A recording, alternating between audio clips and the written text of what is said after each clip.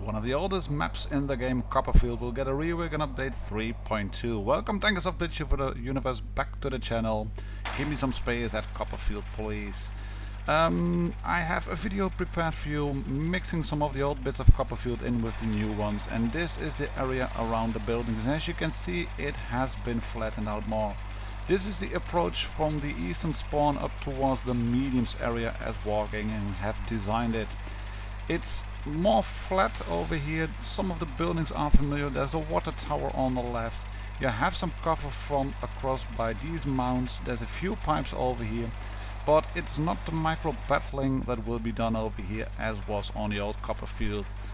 The old version had more hills, steep angles, pipework everywhere, and this has now changed. As you can see, it was a very small map. Take a look at the minimap and you can see that large parts of Copperfield were not used at all. There was a big hill on the heavies area that has been reduced in size, giving more space to drive around. And as you can see here, there is also a lot more space to be used on the northern side of the map.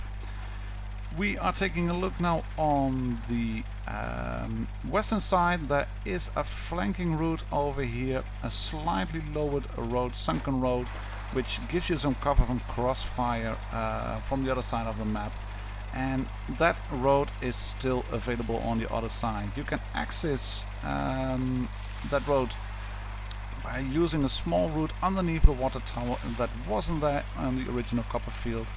And it's plain to see that all those rises leading up from the factory, from the mines area, those have been flattened out as well, making it easier to come out of the central area. Taking a look now at the hill pass, those fences, they were used for side scraping. This was one of the old positions where you could get up and just wait for the enemy to move in, and then you could shoot them.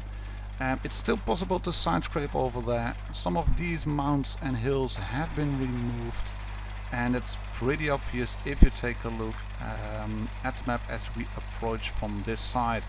Again, it's slightly going uphill, but it's not as extreme. There is still the hill and the rock near the windmill.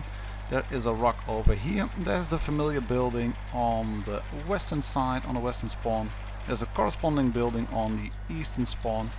There is a bit of cover to the left and to the right, depending on which spawn you are coming from. But as you can see here, we are taking a look with the Leo, look at the rangefinder as we peek towards the left. The map is pretty small, 300 meters straight across. Tanks with good camo rating, with binocs on, they will have no problem spotting you, and you will be facing tanks in tier 8, 9 and 10 having 260 view range by default. Add in optics, add in binoculars, and it's going to be easy to spot people who are being a bit uncareful with their camo ratings. That said, I think the meta, the way the game is being played on this map, it will change from the old Copperfield, where it was mostly whoever controlled the hill pass would win, or whoever controlled the windmill area with the buildings would win, because they could put in a lot of crossfire. Crossfire isn't that easy now because the overall elevation level of the map has been reduced. The factory area, it is easier accessible and easier to get out from because it's not that low compared to your surroundings. But I don't think it will change much in the way of the armored fist. I think most of the fighting will go around on this side of the map, like it's been on Yamato Harbor, like it's been on Oasis Palms, on Rockfield. The mediums area where you can maneuver around and roam around, that will feature, cater to the features of most tanks, well, in my opinion at least. That's all for now. See you all back on the channel. Cheers, happy tanking, and we'll meet again in update 3.2.